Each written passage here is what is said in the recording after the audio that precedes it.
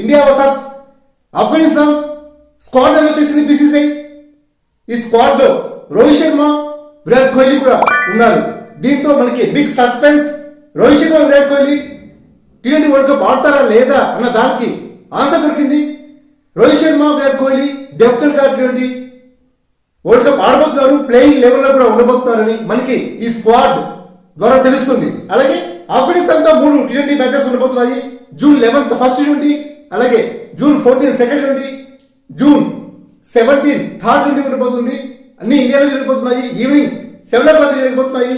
మనము ఈ టీవీ ఛానల్లో స్పోర్ట్స్ 8లో చూడొచ్చు. అలాగే డిజిటల్లో జియో సినిమాలో ఈ లైవ్ టెలికాస్ట్ 3 టీ20 మ్యాచెస్ చూడొచ్చు. కొంతమంది సీనియర్ ప్లేయర్స్ రక్షించారు, అలాగే కొంతమంది ఇంజరీ వల్ల ఈ సిరీస్ నుంచి అవుట్ అయ్యారు. ఫైనల్ గా రోహిత్ శర్మ, విరాట్ కోహ్లీ టీ20 స్క్వాడ్ కి కంబ్యాక్ అయ్యారు. Thank you.